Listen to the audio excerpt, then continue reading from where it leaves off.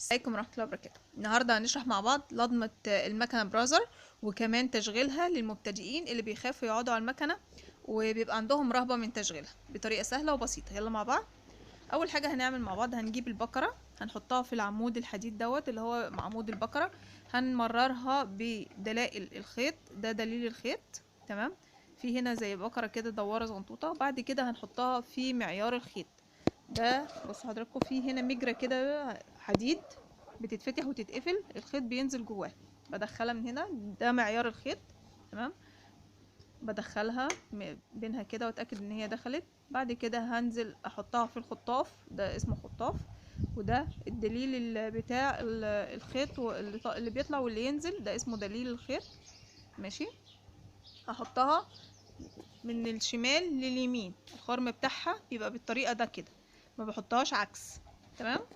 بعد كده هنزل للدليل الخيط التاني اللي تحت ده اهو، ده هحطها فيه برضو زي ما انتوا شايفين كده. لازم اللضمه تكون مظبوطه، يتركب في الدلائل بتاعته مظبوط، علشان اللضمه هي ديت الاساس الوحيد اللي بيخلي الابره ما تقطعش او الخيط ما يقطعش. بعد كده هنحطها في معيار الخيط وهندخلها من قدام لورا. المكنه براذر بتدخل الابره بتاعتها من قدام لورا. بعد كده هنفتح بيت المكوك. تمام. هنشوف كده المكوك، هنملى الماسوره وطريقه لضمه بالطريقه دي كده. بصوا حضراتكم، هنحط الماسوره زي ما انتوا شايفين. اهم حاجه فيه هنا سنه بندخل فيها الخيط، وبعد كده بندخلها في الريشه دي اسمها ريشه. واهم حاجه نسمع التكه دي، ونرفع الابره نرفع الخيط كده بالمكوك، لقيناه تمام، ما بيسحبش جامد ولا بيقع جامد، يبقى كده مظبوط. هنشد الدراع بتاع المكوك وندخله تاني في بيت المكوك، واهم حاجه نكون الفتله شدينها لبره. تمام. بعد كده هنعمل ايه؟ هننزل الابره عشان نسحب خيط المكوك لفوق زي ما انتوا شايفين كده بالطريقه دي اهو، سحب معانا لفوق.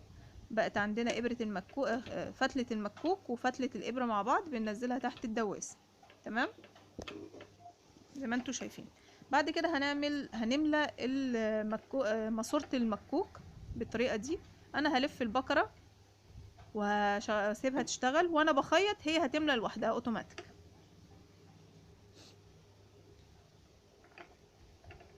البقرة دي لو انا عندي بقرة كبيرة زي ما انتوا شايفين كده، ماشي، انا عندي الماسورة هنا قصيرة، انا عندي بقرة كبيرة بالطريقة دي، فهعمل ايه؟ هعمل ايه؟ بصوا دي كده لو حطيتها هتقع. فعندي فكرة ان نعمل ايه، هنجيب قلم فاضي زي ما انتوا شايفين كده، هنحطها. بصوا بقت ده طويل ازاي، هنحط البقرة فيه. بصوا ماشية بسلاسة خالص، ما بتقعش. بص بزقها اهو كمان، ما بيجرالهاش اي حاجة. بعد كده خلاص كده عملنا البكر. هاجي اظبط غرزة المكنة على الخياطة. هنا حرف الام ده هو ده غرزة المكنة خياطة. بدوس بظبطها من الترس بتاعها، بدوس على القرص كده ماشي، وبمشيه شمال ويمين لغاية لما اجيب غرزة الخياطة اللي هي غرزة الام. بتأكد من عيار الخيط مظبوط على 5 على 3، ومن هنا على 5، عشان يبقى الخياطة معايا مظبوطة. خلاص. بعد كده برضو هنزل لتحت اشوف الابرة موجودة في مكانها الطبيعي ولا لا. عندي هنا 3 حروف ال وام وار، هنا طبعا شمال ويمين وفي النص. بصوا معايا حركة الابرة وانا بلف الطارة، بصوا شمال يمين في النص، شمال يمين في النص. فانا اتاكد ان هي تبقى في النص، في في حرف الام. تمام.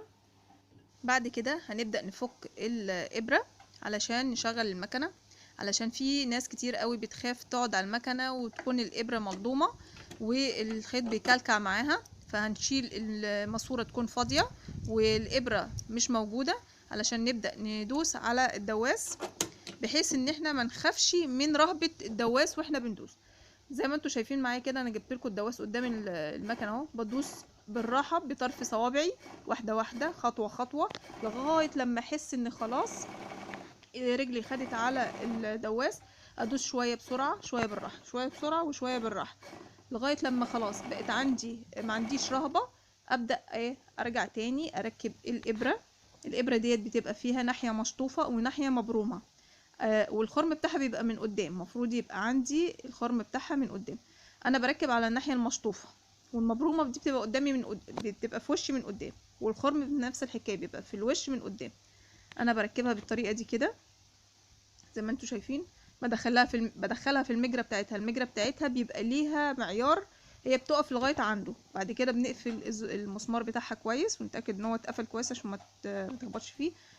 بعد كده اتاكد ان الدواس والوش مظبوطين معاه. انا مركبه هنا الوش اللي هو الخرم العريض، والدواس الخرم العريض، علشان ساعات بشتغل تطريز. الخرم العريض ده بتاع التطريز والزجزاج، انما الخرم الرفيع ده بتاع الخياطه بس. الدواس والخرم الرفيعين دول خياطه بس، اتفقنا؟ انما الخرم العريض والدواس اللي فيه خرم عريض ده بتاع تطريز وزجزاج. فانا صراحه ببقى مخليه على طول، لان ساعات بنسى، فاخاف ان الابره تتكسر والدواس يتكسر. زي ما انتوا شايفين كده، وفي مجرى للمسامير بتتحط فيها. عندي هنا دول شويه اوراق جبتهم، المفروض ان انا ارسم خطوط، فانا قلت بدل ما اقعد ارسم خطوط طلعت ورق من كراسات. ده مربعات وده خطوط طوليه، تمام، وده زي برضو خطوط جنب بعض، ورق ابيض. اول حاجه هنعملها ايه؟ زي ما انتوا شايفين كده، هجيب الورق. انتوا طبعا عايزين تسطروا براحتكم، تجيبوا ورق كراسات اوفر، مفيش مشكله، هيريحكم وهيسهل عليكم على طول. وترسموا دواير وترسموا حلزونه وترسموا يعني رسومات كتير، وتفضلوا ماشيين عليها خطوه خطوه زي ما انتوا شايفين كده. انا لازما اكون مظبطه الابره مع الخط بالظبط. طبعا اشيل الفتله، ما احطش الفتله في الابره، تمام، وافضل ماشيه كده بالراحه، غرزه غرزه غرزه غرزه لغايه لما ايدي تاخد على الخط. المشيه واحده واحده، افضل ماشيه بالغرزه بالابره خطوه خطوه، غرزه غرزه. خلاص بقيت اتمكنت منها كويس زي ما انتوا شايفين كده، غرزه غرزه اهي على الخط بالظبط. علشان في ناس بتيجي تقعد تشتغل على المكنه ايديها تجيب شمال يمين، فده بيبوظ الشغل. بعد كده خلاص برضو هنزل تاني، هفضل بقى ماشيه على الخطوط دي كلها، مره اسرع مره ابطأ، مره اسرع زي ما انتوا شايفين كده، مره ابطأ. شايفين هنا ديت للمربعات والزوايا.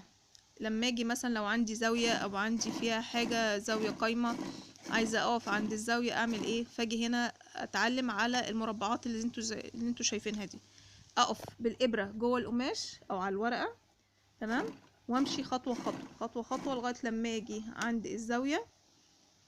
وزي ما انتوا شايفين كده بالظبط، اجي قبل مثلا ما اقف عند الزاويه امشيها بالابره كده بالطاره، امشي الابره بالطاره كده واحده واحده بايديا لغايه لما اقف عند الزاويه بالظبط. لقيتها مظبوطه تمام، لا مش مظبوطه ارجع تاني وامشي الغرزه تاني لغايه لما اقف عند الزاويه بالظبط. خلاص مظبوطه، اكمل، تمام.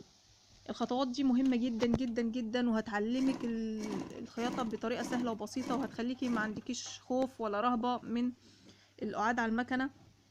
وطبعا انت هتقعدي تتدربي على الدوائر، على الحلزونة، عشان هيقابلك كتير قوي شغل فيه حاجات من دي، مربعات وزوايا وحرف اف وحرف في، سوري حرف في.